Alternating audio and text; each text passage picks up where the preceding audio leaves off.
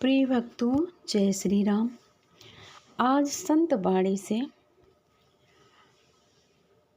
कौन सा मार्ग ग्रहण करें।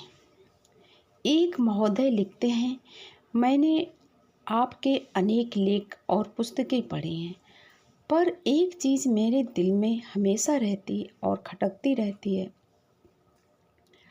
कि बेईमानी क्यों फूलती है। आप कहते हैं लक्ष्मी उसी की दासी है जो ईमानदारी से व्यापार या सच्चे मन से परिश्रम करते हैं। मैं परिश्रम करता हूँ, सदा ईमानदार रहता हूँ, पर इन दोनों के बावजूद मुझे न लक्ष्मी मिली है और न मुझे शांति मिलती है और मुझे सामाजिक प्रतिष्ठा भी प्राप्त नहीं हुई। आखिर बतलाइए, अब मैं क्या करूँ। ईमानदारी के रास्ते में भूख है, विवशता है, गरीबी है।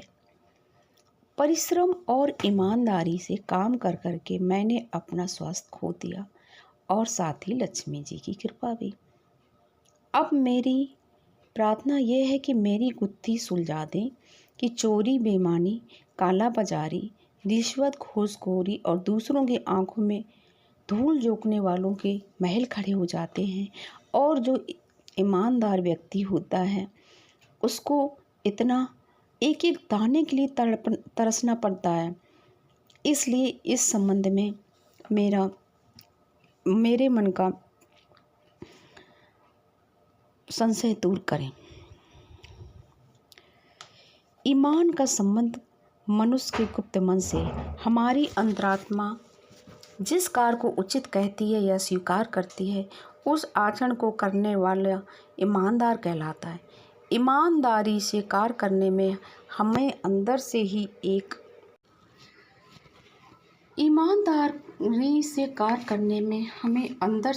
एक दिशा मार्ग मिलता है, एक संतोष, शांति का अनुभव होता है। इसके विपरीत आत्मा का हनन कर बेईमानी से कार्य करने पर हमारा गुप्त मन अंदर ही अंदर हमें कतूरता रहता है, हमारे मन में अशांति रहती है, हमें शांति नहीं मिलती है। यही ईमानदारी और बेईमानी में भी एक अंतर होता है। हमेशा बेईमान व्यक्ति के मन में ये भय रहता है कि हमारी बेईमानी या चोरी, मेरा गलत काम किसी दिन किसी के सामने प्रकट ना हो जाए। जैसे जल से शरीर शुद्ध होता है, वैसे ही सत्य आचरण से मन और बुद्धि पवित्र हो जाती है। हनन की हुई आत्मा ही हमें बेईमानी की ओर जाने देती है और दुष्कर्म कराती है। बेईमानी और ईमानदारी में ये भी अंतर होता है कि जब हम बेईमानी करके, असत्य कार्य करके, रिश्वत, घूस, चोर बाजारी करके धीरे धीरे हमारी जो अंतरात्मा होती है, जो अंदर की आवाज़ आती है, वो मर जाती है और हमें अनुचित उचित का विवेक नहीं रहता, सत्य असत्य का विवेक नहीं रहता है।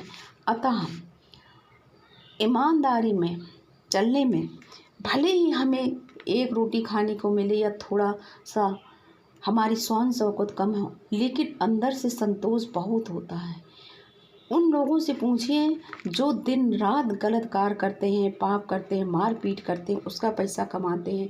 वो भले ही उनके घर महल बने हों, लेकिन वो सो नहीं पाते हैं, वो ठीक से खा भी नहीं सकते हैं और उनके घर में कलह होती ही रहती है।